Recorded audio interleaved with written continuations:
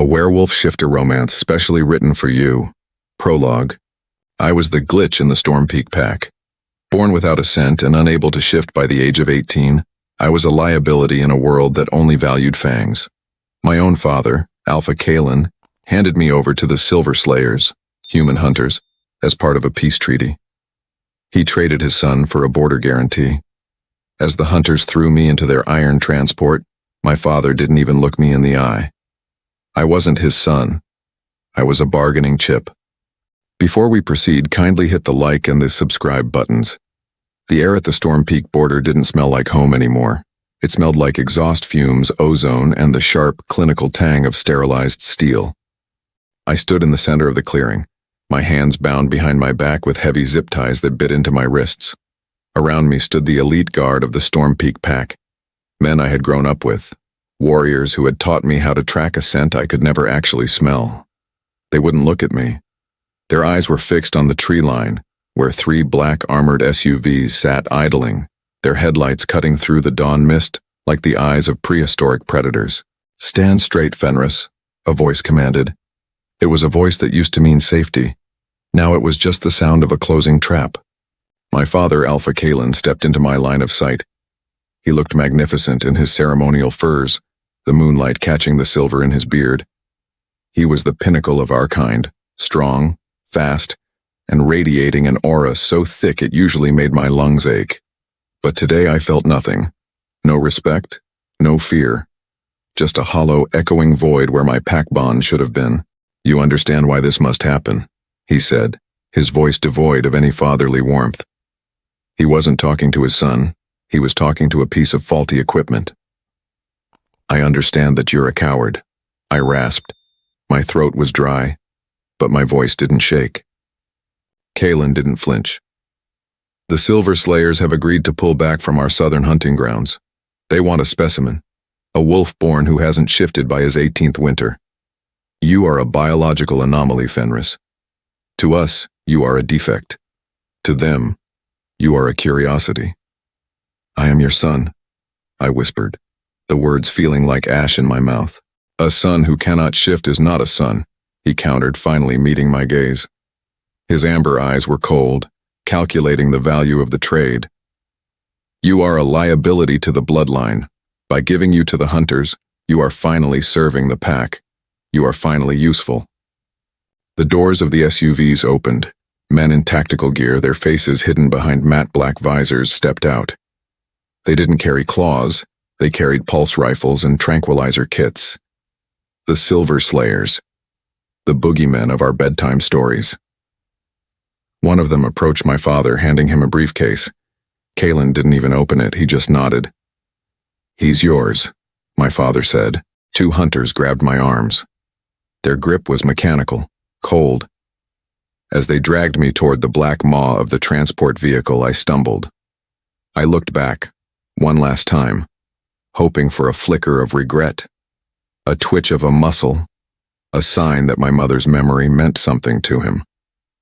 Kaelen was already turning away. He was discussing the new border coordinates with his beta. As the heavy armored door slammed shut, plunging me into a darkness that smelled of chemicals and terror, a strange thing happened. The null inside me, the emptiness that had kept me from shifting, the void that made me a defect, suddenly began to pulse. It wasn't the heat of a wolf, it was the sub-zero chill of a vacuum. I sat in the dark, the vibrations of the engine rattling my bones, and I made a vow. I didn't pray to the Moon Mother. She had clearly forgotten me. I will not die in their labs, I thought, my eyes staring into the blackness until it started to stare back. I will let them cut me. I will let them study me. I will learn their secrets, their weapons, and their weaknesses. And then, I will come back. I didn't want my father's throne. I wanted to watch him realize that the defect he traded away was the only thing that could have saved him from what I was about to become.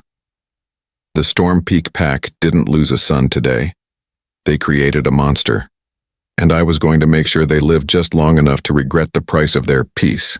If you're ready to see what happens when the hunters realize they didn't catch a wolf, but something far more dangerous, smash that like button. The torture was supposed to break him. Instead, It's about to wake him up. Subscribe and hit the notification bell so you can witness the moment the prey becomes the predator. Let's enter the lab. Chapter 1. The transport didn't have windows, but I felt the change in the air. The humid, pine-scented breeze of the Storm Peak Mountains was replaced by a pressurized, recycled chill. When the doors finally hissed open, I wasn't met with the forest, but with the Sector 7 research facility, a subterranean labyrinth of glass, white light, and the hum of high-voltage machinery. The hunters didn't treat me like a prisoner of war. They treated me like hazardous waste. I was strapped to a vertical gurney, my limbs secured by magnetic restraints that hummed with a low-frequency vibration designed to disrupt a shifter's nervous system. I looked around the room. It was filled with monitors displaying my vitals, but the screens were flickering. The heart rate monitor wasn't a steady line. It was a chaotic scribble. "Subject 402 is stable," a voice said. A man stepped into the light. He wasn't wearing tactical gear.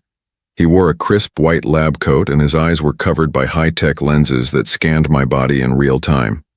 This was Dr. Vance, the lead bioarchitect for the Silver Slayers. "Stable?" I rasped, my voice sounding like grinding stones. "You sold my father a lie, Doctor. You didn't want a wolf. You wanted a corpse." Vance smiled, a cold clinical expression that never reached his eyes. "On the contrary, Fenris, we have thousands of wolf corpses. We have alphas, betas, and omegas, but we've never had a null. You are the first pure-blood wolf born without a lunar signature. You are a biological impossibility." He pressed a button on a console and the gurney tilted back until I was staring at the ceiling. A massive, needle-tipped arm descended from the rafters. "The packs call you a defect because they are primitive," Vance continued, circling me like a shark. "They think the shift is a gift from the moon, but we know better. It's a parasitic viral load that hitches a ride on your DNA. You, however, you have the receptors for the virus but no virus. You are a hollow vessel, and I want to know why." The needle pierced the skin of my neck. I expected the searing, agonizing heat of liquid silver, the standard execution for my kind. I braced for the scream that would tear my throat apart, but it didn't come. Instead of heat, I felt a profound, absolute cold. As the silver-infused serum entered my veins, the monitors in the room began to scream. The lights overhead flickered and died, replaced by the red glow of emergency power. Dr. Vance stumbled back, his scanning lenses sparking against his face. "What is that?" Vance shouted to his technicians. "His core temperature is dropping. He's at sub-zero. He should be dead." I felt it then. The null wasn't an absence of power. It was an inversion. The silver, the element that burns every other werewolf to ash, wasn't hurting me. My body was drinking it. My blood was stripping the toxicity from the metal and turning it into a conductive shield. I looked at the glass partition where the technician sat, and I didn't see people. I saw their thermal signatures. I saw the electricity running through the walls. And for the first time in my life, I felt the null move. It wasn't a wolf trying to get out. It was a vacuum reaching out to pull the world in. "His vitals are flatlining," a technician yelled. "Doctor, he has no heartbeat. I'm not dead," I whispered, and my voice caused the glass of the observation deck to spiderweb. I looked at Vance. The null in my chest expanded. Every electronic device within 10 feet of me short-circuited. The magnetic restraints holding my arms clicked and went dead. I sat up on the table, the silver needle still buried in my neck. I pulled it out slowly, watching as my blood, now a strange dark mercury color, coated the floor. The air around me began to frost. "You wanted to know why I can't shift, Doctor," I said, stepping off the table. My feet hit the cold tile, but I didn't feel the chill. I was the chill. "It's because a wolf is too small for what I am." Vance reached for his sidearm, but I didn't even have to touch him. I simply focused on the energy in his weapon's battery. I reached out and pulled. The gun sparked, the battery exploding in his hand. He fell back, howling in pain, as the facility's sirens began to wail. I stood in the center of the lab, the sacrificial lamb no more. My father had handed me to the hunters to be slaughtered. He thought he was sending me to my death. He had no idea he had just delivered the spark to the powder keg. The facility was in full-blown cardiac arrest. Red emergency lights bathed the white hallways in a rhythmic, bloody pulse. Dr. Vance was on the floor, clutching his charred hand, his eyes wide with a terror that no textbook could explain. "Security!" he screamed into his collar mic, but the only response was the crackle of dead air. He's absorbing the grid. Kill him." I didn't kill Vance. Not yet. I wanted him to watch his masterpiece crumble. I walked toward the heavy blast doors at the end of the lab. Normally, these doors required a biometric scan and a high-clearance keycard. I simply placed my hand on the cold steel. I felt the electrons dancing inside the wiring, the tiny pulses of data keeping the lock engaged. I didn't bypass them, I erased them. The door didn't just open. The magnetic locks shrieked and failed, the heavy metal sliding back as if it were afraid of my touch. I stepped out into the holding wing. This wasn't a prison, it was a warehouse of broken souls. Rows of glass canisters lined the walls, filled with silver-infused fluid. Inside were wolves, some mid-shift, their bodies frozen in agony, their spirits suppressed by the very frequency that was now my heartbeat. I felt their presence. It was a cacophony of whimpers and silent howls. For years I had been the one who was lesser because I couldn't feel the pack bond. Now I realized the pack bond was just a wire, and I was the one who could cut it. A security team rounded the corner, 5 men in reinforced ceramic armor. They didn't hesitate. They raised their rifles, but before they could squeeze the triggers, I reached out with my mind. I didn't aim for the men. I aimed for the wolf inside them. Wait, these weren't just humans. The Silver Slayers had been experimenting on their own. They were augmented shifters, humans injected with a synthetic wolf serum. I clenched my fist. "Down," I commanded. The effect was instantaneous. The Null field expanded in a 20-foot radius. The men didn't just stop. They collapsed as the synthetic wolf spirits inside them were suddenly snuffed out. Without the serum's energy to support their augmented bodies, their muscles seized. They hit the floor, gasping for air, their high-tech rifles clattering uselessly beside them. I didn't look at them. I looked at the canisters. "Wake up," I whispered. I released a pulse of the silver mercury energy I had absorbed from the lab. It hit the glass tanks like a hammer. The glass shattered, the toxic fluid pouring out across the floor. 12 wolves tumbled out, gasping and shivering.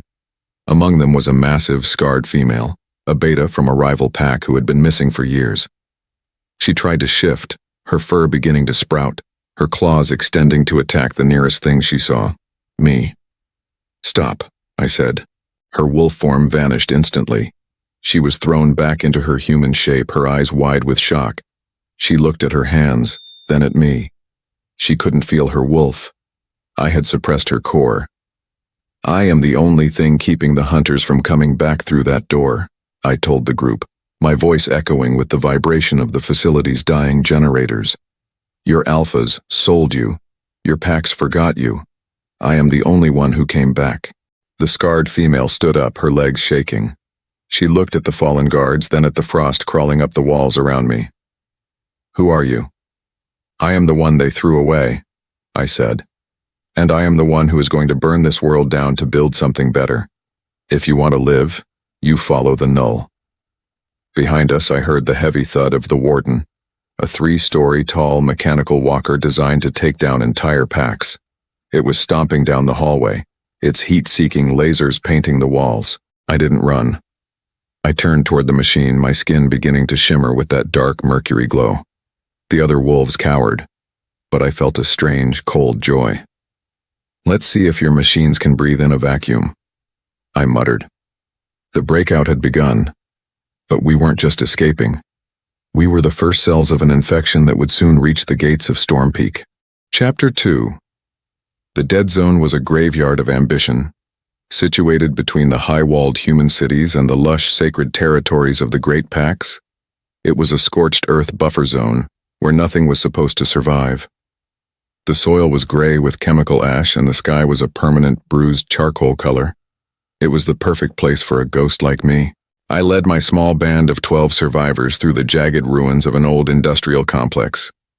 We were a pathetic sight, scarred wolves who couldn't stay in their forms because my presence kept their spirits dampened, and a few human technicians who had chosen to flee with me rather than face the Silver Slayer's cleanup crews.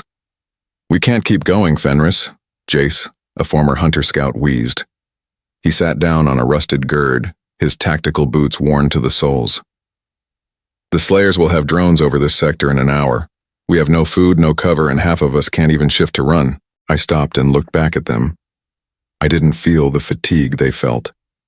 The silver mercury in my veins acted like a battery that never drained. I could feel the electricity in the air, the static from the coming storm, and the faint rhythmic hum of a drone miles away. "We aren't running anymore, Jace," I said. My voice had a metallic resonance now, a side effect of the Null frequency. "We're recruiting." "Recruiting who?" The scarred beta, Mora, spat. She looked at me with a mix of awe and resentment. "The only things out here are the wastelanders, scavengers, deserters, the trash of the world." "Exactly," I replied. "The people who have nothing left to lose are the only ones who won't blink when I ask them to kill an alpha." I closed my eyes and expanded my field. In the dead zone, my powers were amplified.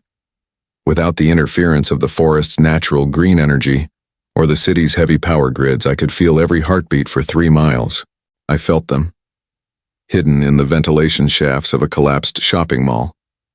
12 heartbeats, erratic, hungry, armed with primitive scrap metal spears and a few jammed pistols. "There," I pointed toward the ruins. We approached the structure, but we didn't go in like a pack. We went in like a military unit. I had spent the last 3 days teaching the wolves how to move in human tactical formations. If they couldn't rely on their claws, they would rely on their brains. Suddenly, a voice echoed from the darkness of the mall's atrium. "One more step and the girl dies." A man emerged from the shadows, his face half covered by a rusted rebreather mask. He held a young wolf pup, no older than 6, with a knife to her throat. Behind him, a dozen other humans and half-shifted Omegas emerged, their eyes wide with the desperation of the starving. Mora growled, her hackles rising, but the moment she tried to lunge, her wolf spirit flickered and died under my proximity. She stumbled, falling to a knee. The scavenger laughed, a dry, hacking sound. "What's the matter, doggy? Lose your bark? We've seen your kind before. Big and scary until the silver dust in the air chokes you out." I stepped forward, my hands open and empty. I didn't look at the knife. I looked at the scavenger's mask. I could see the tiny battery pack on his chest that powered his rebreather. "You're a deserter from the 4th Infantry," I said calmly. "Your mask is failing. You have about 20 minutes of filtered air left before the chemical ash in your lungs turns to sludge." The man stiffened. "How do you—" "I don't just see you," I said, my eyes beginning to glow with a dark silver light. "I see the energy that keeps you alive, and I can take it away with a thought." I reached out, and the scavenger's rebreather sparked. The fan died. He gasped, dropping the knife and clutching at his throat as the thin, toxic air hit his lungs. The pup scrambled away toward Mora. The other scavengers raised their scrap weapons, but I didn't flinch. I let the Null pulse outward. It hit them like a physical wave. The lights in their scavenged torches blew out. Their electronics died. Even the primitive chemical igniters in their guns refused to spark. They stood in total darkness, in total silence. "I am Fenris," I said into the void. "I was traded for peace by the Storm Peak Alpha. I was tortured by the Silver Slayers. And now, I am the only thing standing between you and the drones that are coming to incinerate this sector." I walked to the leader, who was kneeling on the floor, clawing at his mask. I placed my hand on the battery pack. I didn't just fix it, I overcharged it. The fan whirred back to life, stronger than ever. The man took a deep, shuddering breath. "You have a choice," I told the room as the red emergency lights of my own aura began to illuminate the atrium. "You can stay here and wait for the end, or you can join the Iron-Fang. I will give you weapons. I will give you strength. and I will give you the one thing neither the humans nor the wolves ever allowed you to have. What's that? The man wheezed, looking up at me in terror. A reason to be feared, I said. By the time the hunter drones arrived 20 minutes later, the mall was empty. But my army had doubled in size. We weren't just a band of refugees anymore. We were a coalition. And for the first time, I felt the null in my chest stop aching. It was being filled, not by a pack bond, but by a purpose. The dead zone was no longer just a graveyard. It was our forge. In the weeks following our escape, the mall atrium had been transformed. It was a chaotic, beautiful symphony of grease and fur. I watched as a human engineer, a deserter who had once built tanks for the Slayers, worked side by side with a wolf who had been an Omega in a mountain pack. Together they were bolting scrap iron plates onto a scavenger truck, turning it into an armored beast that could withstand silver-tipped rounds. "They're learning, Fenris," Mora said, walking up beside me. She looked different now. She wore a tactical vest over her tattered clothes, and a jagged silver mercury blade was strapped to her thigh, a gift from my own blood. "But they're still afraid. They keep waiting for the Slayers to drop a mountain on us." "Fear is a good fuel, Mora," I replied, watching the horizon. "But they need a victory to turn that fear into loyalty." The opportunity came in the form of a Silver Slayer supply convoy. My Null senses picked it up hours before it reached the sector, a heavy rhythmic vibration of armored wheels and high-output engines. They were transporting a shipment of lunar dampeners, the technology used to paralyze packs. "Listen up," I shouted, my voice cutting through the clang of metal. The 100 or so souls in the atrium went silent. Humans with rifles, wolves with sharpened steel, and the broken who had nowhere else to go. "The Slayers are coming through the Black Pass. They think this territory is empty. They think we're just rats scurrying in the dark. Today we show them that the rats have built a trap." We moved out under the cover of the chemical fog. I led the way, my presence acting as a mobile blackout zone. As long as I stayed within 50 feet of our vehicles, the hunter radar couldn't see us. We were a hole in their map. We hit them at the narrow bend. The convoy, 3 heavy transports and 2 escort Humvees, roared into the pass. I didn't give the order to shift or fire. I gave the order to pulse. I stepped out onto a ridge overlooking the road and slammed my fist into the earth. The null field didn't just expand, it tunneled. It followed the metal of the road's guardrails and hit the lead Humvee like a lightning strike. The vehicle's engine didn't just stall, it fried. The electronics exploded, the Humvee swerving and crashing into the canyon wall, blocking the path. "Now!" I roared. From the shadows of the rocks, my coalition descended. It wasn't a wolf run, it was a tactical breach. The humans opened fire with scavenged pulse rifles, targeting the hunter's vision sensors. Simultaneously, Mora and the wolves dropped from the cliffs, using gravity and momentum since they couldn't rely on their shift speed. The hunters scrambled out of their trucks, trying to engage their exosuits. But as they stepped near me, their suits hissed and died. The null was absolute. "What are you?" a hunter captain screamed, his high-tech armor becoming a heavy, useless coffin around his body. I jumped from the ridge, landing softly in front of him. I didn't use a gun. I grabbed his helmet with my bare hand, and the mercury glow of my skin melted the faceplate.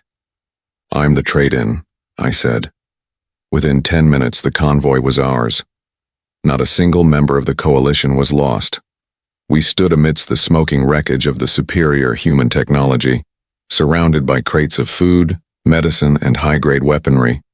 The wolves looked at their hands that had held steel instead of claws, and then at the humans who had covered their backs. For the first time, I didn't see refugees. I saw a pack. "Gather the gear," I commanded. "We take everything. We leave nothing but the bodies to tell the story." As we loaded the trucks, Mora approached me, holding a captured Slayer banner. She didn't burn it. She ripped the Silver Slayer emblem off and handed it to me. "The dead zone isn't enough anymore, is it?" she asked softly. "No," I said, looking toward the north where the peaks of Storm Peak were barely visible through the haze. The dead zone was the nursery. Now it's time to go back to the mountain. My father owes me for 18 years of silence, and I'm coming to collect the debt." The Iron-Fang coalition roared, a sound that was half howl, half human war cry. It was a sound the world hadn't heard in 1,000 years. The Defect was finally going home, and he was bringing the end of the world with him. Chapter 3. The borders of the Storm Peak Pack were legendary. For generations they had been guarded by the Sentinels, elite wolves who could smell a stranger from 3 miles away and hear a heartbeat through a blizzard. They were proud, arrogant, and entirely unprepared for a war that didn't have a scent.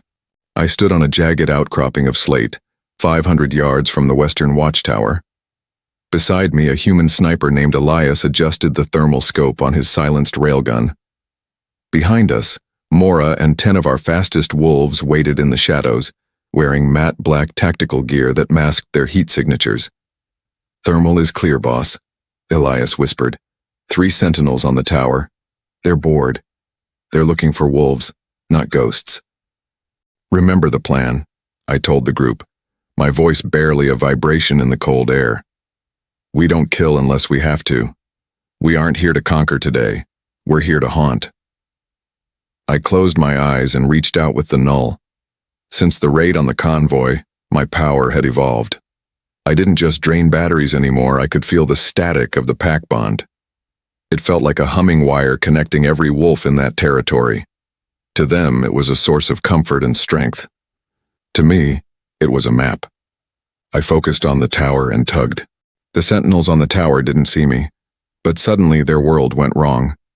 The link they shared with the Alpha, the constant comforting presence of Kaelen in the back of their minds, flickered and died. I replaced it with a crushing, absolute silence. I saw them stumble, clutching their heads as the bond sickness hit them. Without that psychic anchor, a pack wolf loses their balance and their focus. "Move," I commanded. Mora and her team blurred into motion. They didn't shift. Shifting makes noise. It creates a spike in adrenaline that even a sick wolf could detect. Instead, they used the grappling hooks and silent boots we had scavenged from the slayers. They scaled the tower in seconds. 10 minutes later, the tower was ours. No blood had been spilled. Instead, we did something far more damaging. We spray-painted the Iron-Fang sigil, a gear-toothed wolf, across the side of the tower in silver, light-reflective paint. Then, we cut the pack's communication lines and jammed their frequencies with a looping recording of my own heartbeat. Inside the pack house miles away, my father, Alpha Kaelen, was sitting at his council table when the lights began to flicker. He didn't know it yet, but the Null was already bleeding into his territory. He stood up, his hackles rising, a growl vibrating in his chest. "Beta, why can't I feel the Western Sentinels?" "The bond is... it's thin, Alpha," the Beta stammered, his eyes wide with fear. "It's like there's a hole in the sky. Every time I try to reach them, I just feel... nothing." Kaelen walked to the window, looking out toward the dark forest. He felt a chill he hadn't felt since the day he handed me over to the humans. It wasn't the chill of winter. It was the chill of a memory he had tried to bury. "He's dead," Kaelen muttered to himself, though his hand trembled as he gripped the windowsill. "The Slayers took him. A defect cannot survive the labs." But as he looked at the western horizon, he saw a flare of silver light, the reflective paint on the tower catching the moonlight. And then, the speakers in the hallway began to broadcast that steady, rhythmic thump, thump, thump, thump. It wasn't a wolf's heartbeat. It was too slow, too mechanical. It was mine. "He's not dead," Kaelen whispered, the realization hitting him like a physical blow. "He's coming back." I stood on the ridge, watching the panic flare in the valley below. The ghost war had begun. I hadn't fired a single shot, but I had already taken their most valuable weapon, their certainty.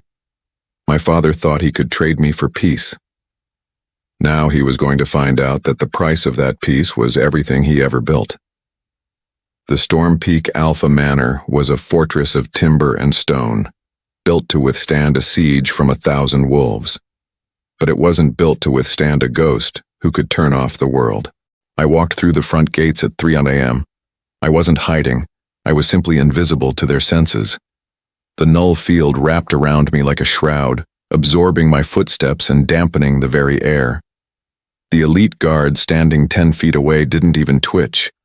To their heightened wolf senses, I was a patch of dead air, a hole in reality that their brains simply refused to process.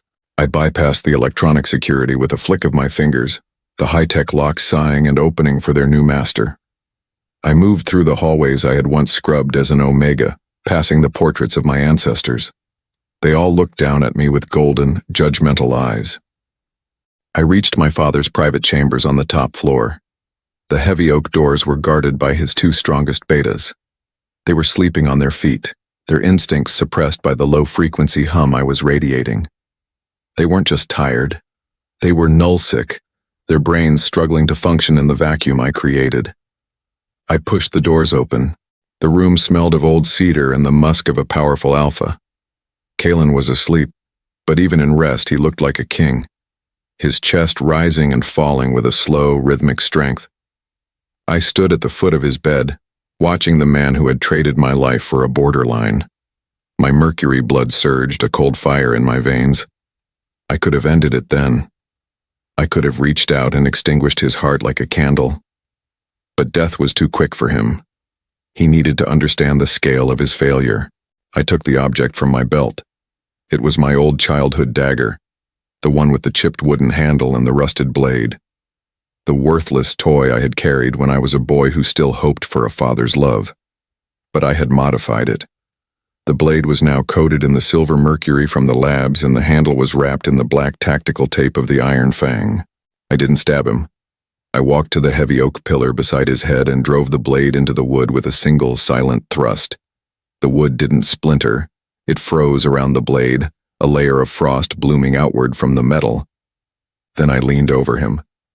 I leaned so close that my breath, cold and smelling of ozone, touched his ear.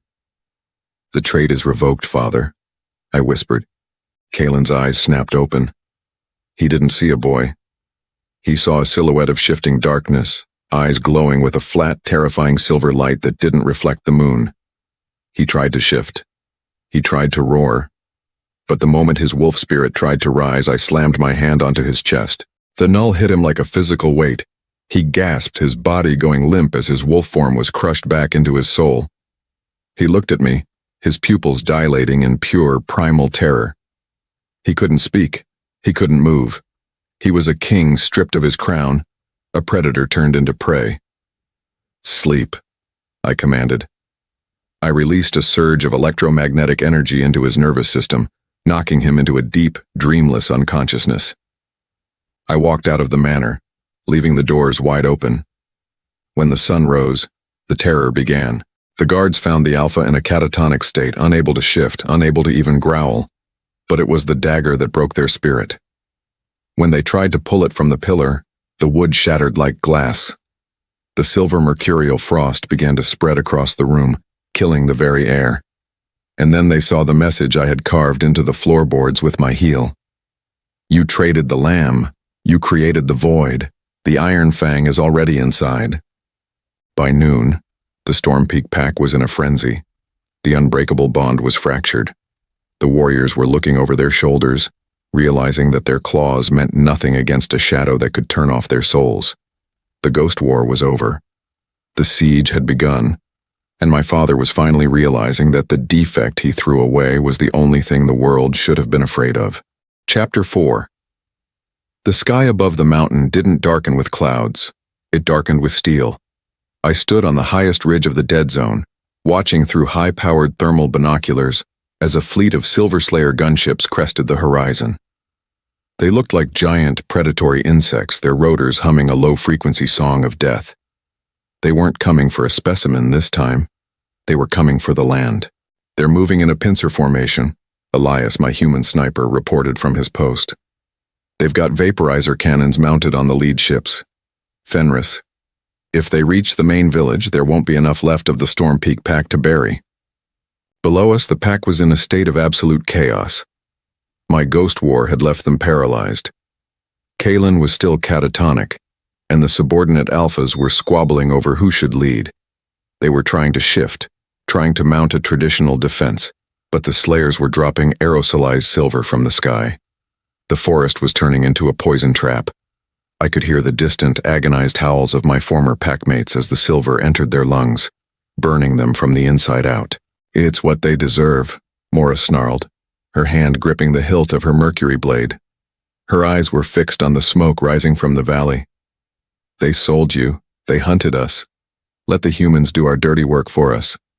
Once the slayers leave, we'll scavenge what's left." I looked at the valley. I saw the nursery where I had once been hidden away. I saw the training grounds where I had been mocked. And then I saw the civilian quarter, the mothers, the pups, and the elderly who had no part in my father's politics. The slayers weren't just killing warriors. They were erasing a species. "If we let the slayers take the mountain, they'll build a permanent fortress," I said, my voice vibrating with the cold hum of the Null. "They'll use Storm Peak as a base to wipe out every other pack in the hemisphere. They aren't just cleaning up my father's mess, they're terraforming our world." "So what's the plan, boss?" Elias asked, checking the charge on his railgun. "We going to save the people who threw you in a cage?" I felt the mercury blood in my veins surge. The Null field around me expanded, causing the small stones at my feet to levitate in the sudden vacuum. "We aren't saving them," I said, looking at the lead Slayer gunship as it opened its bay doors to reveal a glowing purple cannon. "We're claiming them. I didn't come back to watch my home burn. I came back to own the ruins." I turned to my coalition, the ragtag army of human deserters and broken wolves who looked at me as if I were a god. "Load the EMP rounds," I commanded. "Mora, get the ground teams in the tunnels. Use the old Omega paths, the ones the true wolves were too proud to use. Elias, take out the gunship sensors. I want them blind before they even see the shadow falling." I stepped off the ridge, gravity seemingly losing its grip on me as I used the Null to dampen my own weight. "The Slayers think they own the technology," I whispered into the wind. "And the wolves think they own the mountain. Today, I'm going to show them both that I own the void." As I plummeted toward the forest floor, the first Slayer cannon fired, a beam of purple light incinerating a century-old oak tree. The war for the soul of the mountain had officially transitioned from a haunting to a massacre, and I was the only thing standing between the hunters and the total extinction of my bloodline. The Storm Peak village was a furnace. The Silver Slayers' vaporizer cannons had turned the majestic timber halls into smoldering charcoal. I hit the ground in a silent crouch, the impact cratering the earth but making no sound. Above me, 3 gunships hovered like steel vultures, their spotlights scanning for survivors to incinerate. I saw a group of Storm Peak warriors, men who had once laughed while I was beaten, cowering behind a stone wall, their eyes blinded by silver smoke, their lungs rattling with every breath. "Target sighted," a mechanical voice boomed from the lead gunship. "Executing purge." The purple glow of the cannon began to hum, charging for the final strike. "Not today," I growled. I didn't hide. I walked into the center of the clearing, directly into the spotlight. I raised my arms, and for the first time, I didn't just pulse the Null, I vented it. "Blackout!" I roared. The air around me didn't just get cold, it vanished. A sphere of absolute darkness exploded outward from my chest, traveling at the speed of thought. It hit the first gunship, and the effect was horrific. The rotors didn't just stop. The very atoms of the engine seemed to forget how to move. The lights went out. The life support failed. The multi-million-dollar war machine became a 30-ton brick of dead metal in midair. It plummeted, crashing into the forest with a deafening roar of twisting steel. I didn't stop. I channeled the energy of the explosion, pulling the heat and electricity into my palms and converting it back into the void. The second and third gunships tried to peel away, but the Null followed them like a hungry shadow. Their wings clipped together as their flight computers fried, and they spiraled down in a chaotic tangle of fire. On the ground, the Slayers in exosuits were paralyzed, their hydraulic limbs locked up, trapping them inside their own armor. "Iron-Fang, engage!" I commanded. From the burning tree line, my coalition emerged. It was a sight that defied every law of the old world. Humans in scavenged tactical gear moved in perfect sync, with wolves who fought on two legs, using silver mercury blades. They didn't fight with the wild, disorganized rage of a pack. They fought with the cold, lethal efficiency of a machine. Mora blurred past me, her mercury blade carving through a slayer's ceramic chest plate before he could even raise his arm. Elias, from his position on the ridge, was picking off the slayer's heavy weapon teams with pinpoint accuracy, his railgun slugs passing through their impenetrable shields as if they were smoke. I walked through the carnage toward the Alpha's great hall. The Storm Peak warriors watched me in terrified silence. They saw the defect they had discarded, now standing amidst the wreckage of the world's most advanced army. My skin was glowing with that dark mercury light, and the very ground beneath my feet was turning to silver frost. I reached the doors of the hall just as a Slayer Colossus, a 10-foot-tall mechanized walker, burst through the entrance. It raised its dual Gatling guns, the barrels spinning up to shred me. I didn't move. I didn't even raise my hand. I simply looked at the machine and willed its energy to be mine. The barrels stopped spinning. The glowing core of the walker turned from red to a dull, dead gray. The pilot inside screamed as the machine's internal systems reversed, draining his suit's oxygen to feed the Null. The Colossus tipped over, crashing into the dirt at my feet. I stepped over the metal carcass and entered the hall. There in the center of the room sat my father. He had regained consciousness, but he was broken. He was watching his kingdom burn, his hands trembling as he tried to shift, his wolf spirit terrified of the darkness I had brought. He looked up at me, his eyes wide with a realization that was worse than death. He didn't see his son. He saw the end of his era. You saved us," Kaelen whispered, his voice cracking.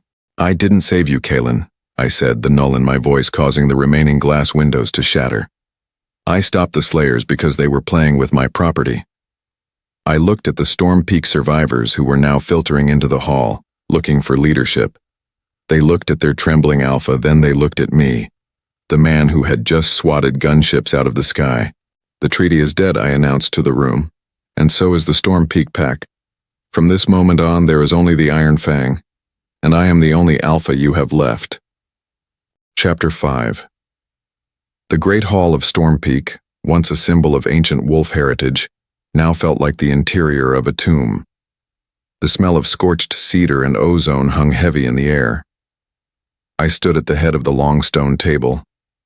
I didn't sit in the Alpha's chair. I had Elias and Mora haul it out into the courtyard and set it on fire.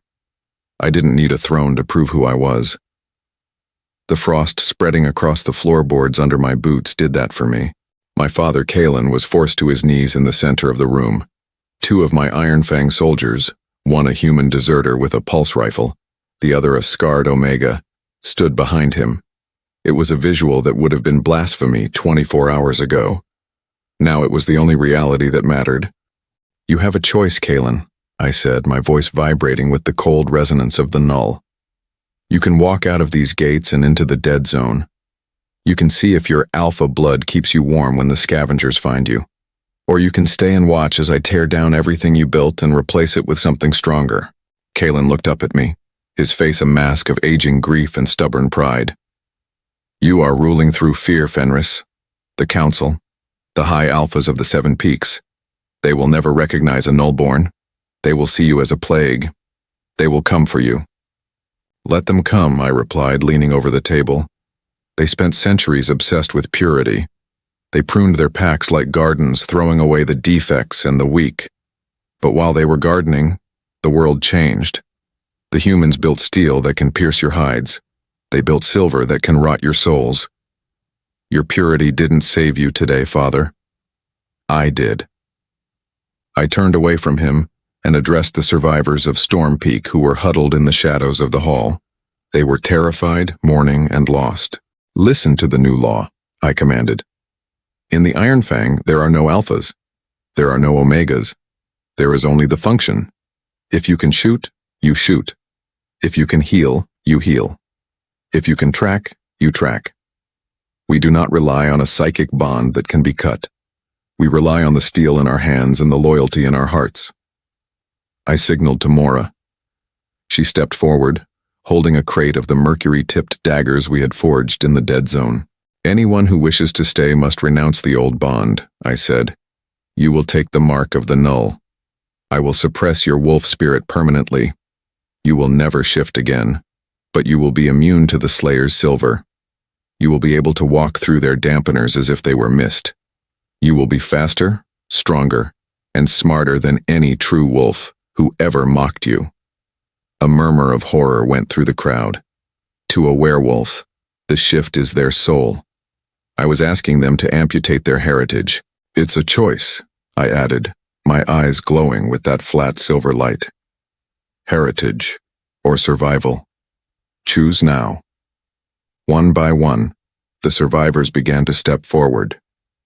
They weren't the proud warriors. They were the ones who had been hidden in the back, the ones who had suffered under Kaelen's pure rule. They were ready to trade their ghosts for a weapon. But as the first initiate took the blade, the massive signal array on the roof of the manor, the one we had salvaged from the Slayers, began to hum. "Fenris," Elias called out, his voice tense over the comms. "We've got a high-frequency transmission coming in. It's encrypted, but it's not the Slayers.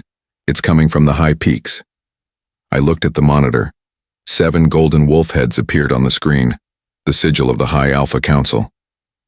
"The plague has spoken," Kaelen whispered from the floor, a ghost of a smile on his bloody lips. "They've felt the void you created, Fenris. The 7 kings are waking up. And they don't negotiate with defects." I looked at the screen, then back at my growing army of outcasts. The Null in my chest didn't flare with fear. It deepened, a dark, hungry gravity. "Good," I said, my voice a low, metallic growl. I was getting tired of hunting humans. It's time to show the kings that their crowns are made of nothing but glass. The High Council didn't send an army. They sent a message. His name was Vayne the Inquisitor. He was a relic of a more brutal age, a wolf whose bloodline was said to go back to the first lunar eclipse. He didn't arrive in a truck or a gunship. He ran up the vertical face of Storm Peak, his claws gouging trenches into the stone. When he landed in the center of the courtyard, the impact cracked the foundation of the manor. Vayne was massive, 7 feet of corded muscle even in his human form, his skin covered in ancient runes that glowed with a sickening golden light. He radiated an aura of alpha command so potent that the Storm Peak survivors who hadn't yet taken my mark fell to their faces, their bodies literally forced into submission by his presence. "Fenris!" Vayne roared, his voice sounding like a rock slide. "Bring the defect to me.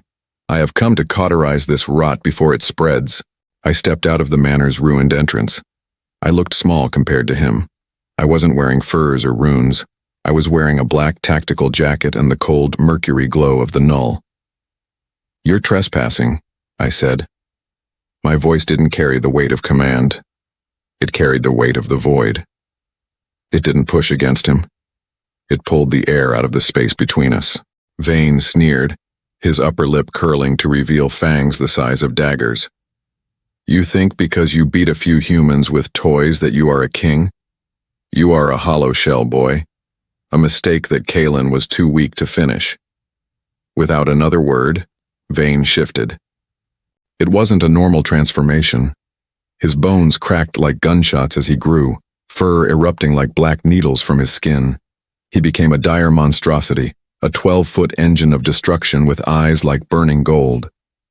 This was the Inquisitor form, a gift from the Council meant to terrify the masses into obedience. He lunged. The ground exploded beneath his paws. He moved faster than any wolf I had ever seen, a blur of teeth and rage. He swiped at me, his claws capable of rending steel. I didn't dodge. I didn't even flinch. I raised my left hand and met his claw mid-air. The sound was like a temple bell being struck. The golden runes on Vayne's skin flared brilliantly, trying to incinerate me with the pure alpha energy of the Council. But the moment his energy touched my skin, it vanished. It didn't burn me, it fed me. Vayne's eyes widened. He tried to pull back, but my fingers were locked onto his claw like a vice. "Is this the pure power they promised you?" I asked, my voice vibrating through his very skeleton. It tastes like nothing. I unleashed the absolute Null. I didn't just suppress his wolf. I reached into the vacuum of his soul and pulled the plug. The golden runes on his body didn't just dim. They turned black and flaked off like ash. Vane let out a sound that wasn't a howl. It was a pathetic, human whimper. His monstrous form began to shrink, his muscles atrophying in seconds as the Null drained every ounce of supernatural energy from his marrow. Within heartbeats, the legendary Inquisitor was nothing more than a shivering naked man kneeling in the dirt, his skin pale and his eyes clouded. I stood over him, my hands still glowing with the stolen gold of his power. "The Council sent you to cauterize the rot," I said, looking up at the high-altitude drones I knew were broadcasting this to the other 7 peaks. "But you forgot one thing. You cannot burn the dark. You can only be consumed by it." I didn't kill him. I turned to the crowd of Storm Peak survivors and my Iron-Fang soldiers. "Look at your god." I pointed at the broken man in the dirt. "He relied on a gift from the moon. I rely on the fact that I am enough. Who among you still wants to be a true wolf?" The silence was absolute. Then, one by one, the remaining Storm Peak warriors stood up. They didn't bow to me. They walked to the crate of mercury blades and took their mark. I looked back at the camera drone, my silver eyes piercing through the lens. "Tell the 7 kings," I said. "The Inquisitor is staying here as a gardener. If they want their mountain back, they'll have to come themselves. But tell them to bring more than their gods, because on this mountain, the moon has set." The Iron-Fang coalition roared, a sound of steel and bone that echoed across the peaks. The new law wasn't just a decree anymore. It was a reality. Chapter 6. The air in the Storm Peak war room was thick with the scent of ozone and gun oil. Maps of the continent were projected onto the walls using captured Slayer technology, but the borders were no longer drawn in the colors of the old packs. They were being swallowed by a spreading silver-gray stain. "They've done it, Fenris," Mora said, slamming a decrypted tablet onto the metal table. "The 7 kings have signed the Covenant of Ash. For the first time in 3,000 years, the great alphas have stopped fighting each other. They've combined their lineages into a single host. They're calling it a holy crusade to cleanse the Nullborn." I looked at the map. To the north, the Frostfang Legion was moving. To the south, the Emberclaw Pincer was closing in. 5 other packs, thousands of pure wolves, were converging on our mountain. They weren't just bringing warriors. They were bringing their high shamans, beings who could supposedly command the elements themselves. "They aren't just coming to kill us," Elias added, leaning against the doorframe with his railgun slung over his shoulder. "The transmission we intercepted says they plan to salt the earth. They want to erase the very memory of the Iron-Fang.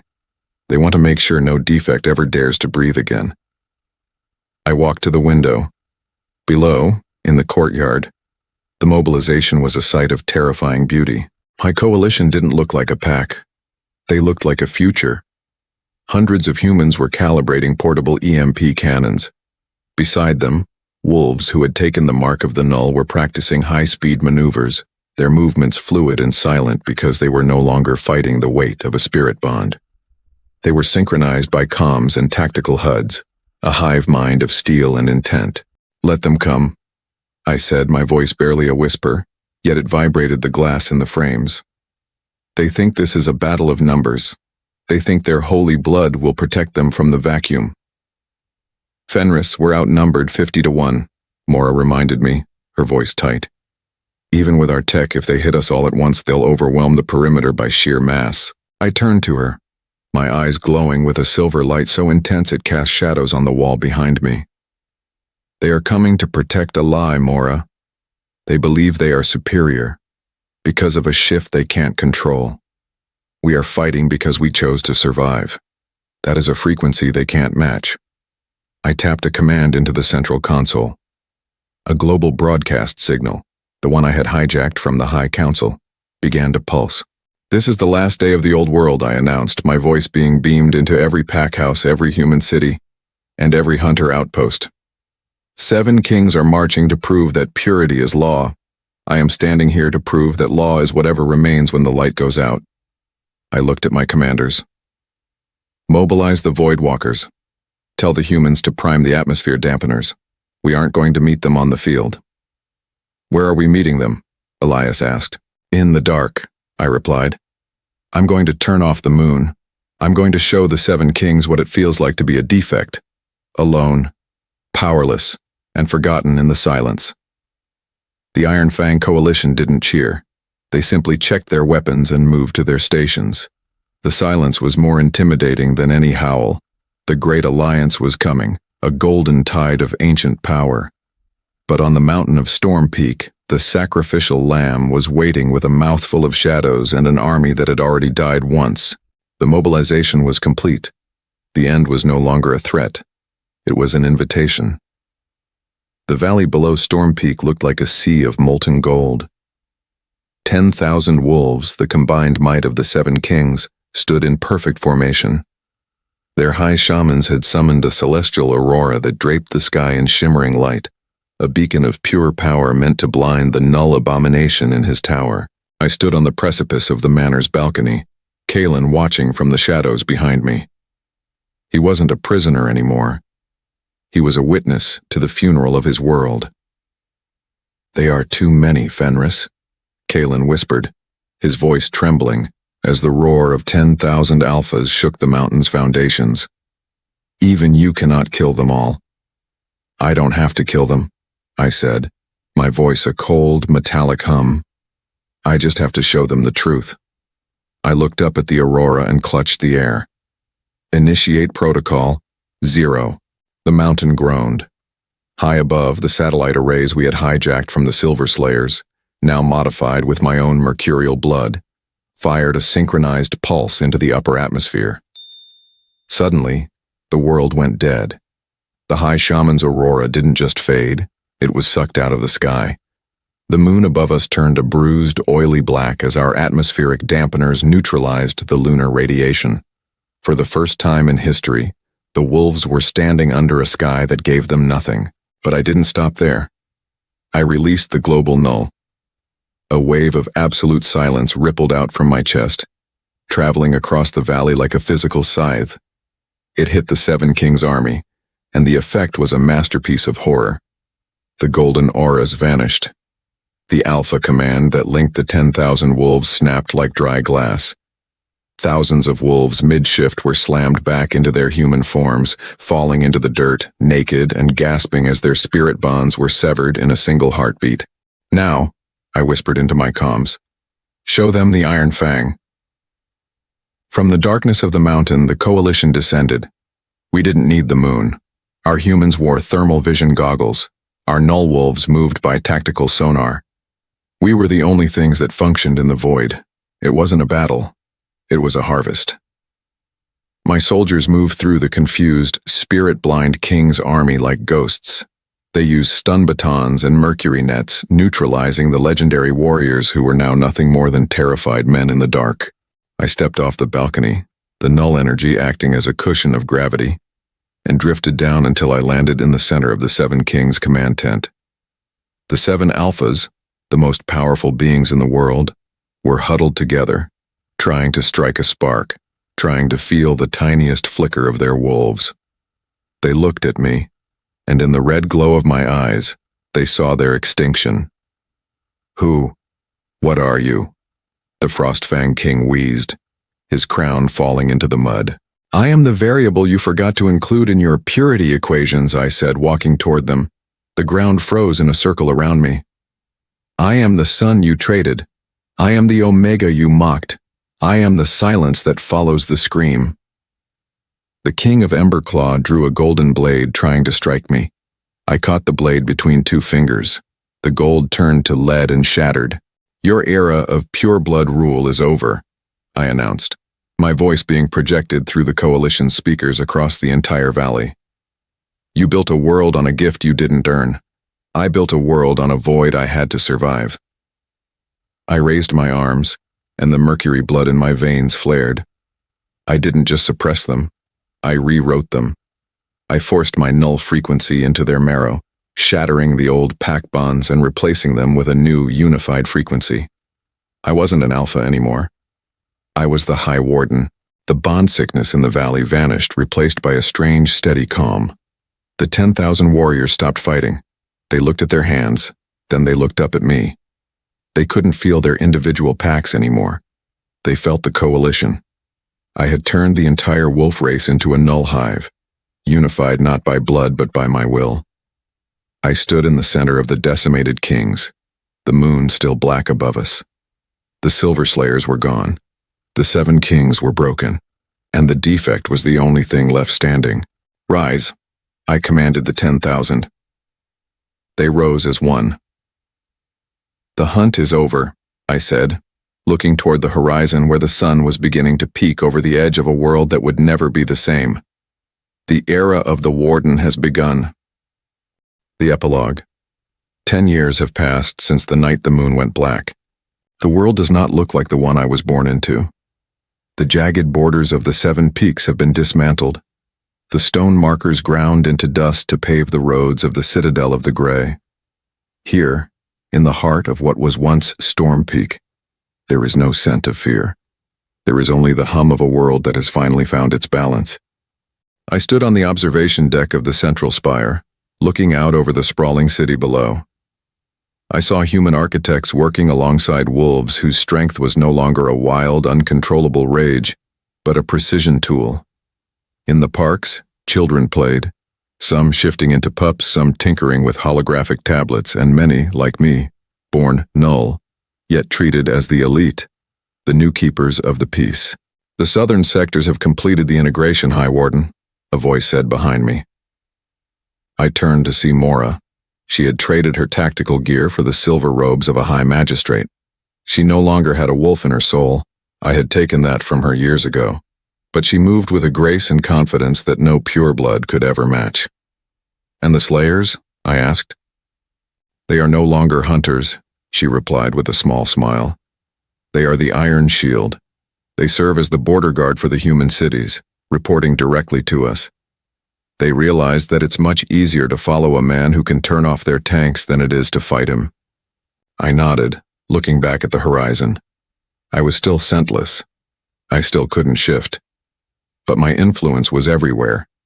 The Null frequency now acted as a global nervous system, a peace bond that prevented the old, primal blood feuds from ever igniting again. I had lobotomized the world's capacity for pack war, and in its place, I had given them a civilization. And the prisoner? I asked softly. Mora's expression turned solemn. He is waiting in the garden. He knows it's time.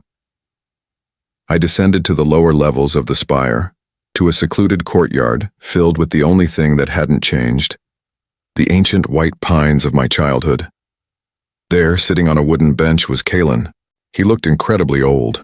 Without the regenerative power of his alpha wolf, which I had stripped from him on the day of the final stand, time had caught up with him.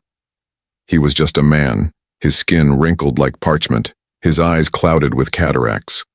He was the specimen now, the last living relic of the old world. He didn't hear me approach until I sat down beside him. "Is the moon out tonight, Fenris?" he asked, his voice a frail whisper. "It is, Father," I said. "And it's just a moon. It's no longer a master." Kaelen let out a dry, rattling laugh. "You were the one thing I couldn't calculate. I thought I was saving the pack by throwing you away. I thought I was pruning a dead branch." "You weren't pruning a branch, Kaelen," I said, looking at the childhood dagger still strapped to my side, now a symbol of the High Warden's office. "You were throwing away the seed." Kaelen reached out with a trembling hand, touching the cold, mercury-smooth skin of my arm. "I hated you because you reminded me that we were vulnerable, that our power was a gift we didn't own. I see now. You didn't need the gift. You were the giver." He leaned back, his breathing slowing. "The pack is safe, isn't it? The pack is gone," I told him gently. "But the people are alive, and they are free." Kaelen nodded, a single tear tracking through the dust on his cheek. He closed his eyes, and with one final, shuddering breath, the last alpha of the Storm Peak passed away. I didn't howl, I didn't mourn. I simply stood up and looked at the sky. The moon was full and bright, but for the first time in history, nobody was barking at it. They were too busy building the future. I am Fenris. I was the lamb handed to the hunters. I was the defect traded for a lie. But today I am the silence that keeps the world whole. The age of the wolf is dead. Long live the age of the void. And that is the conclusion of our story. Thank you for sticking with Fenris from the labs to the high throne. Final review and thoughts. The transformation. Seeing the protagonist move from a null to a high warden who redefines biology is one of the most satisfying level-up arcs we've done. The theme. It's a powerful reminder that what others call your weakness might just be a power they don't have the tools to measure yet. What did you think of the ending? Should Fenris have been more merciful to the Seven Kings, or was the global null the only way to ensure peace? Let me know in the comments, and tell me what trope you want to see next. Maybe a Dragon King betrayal? Until next time.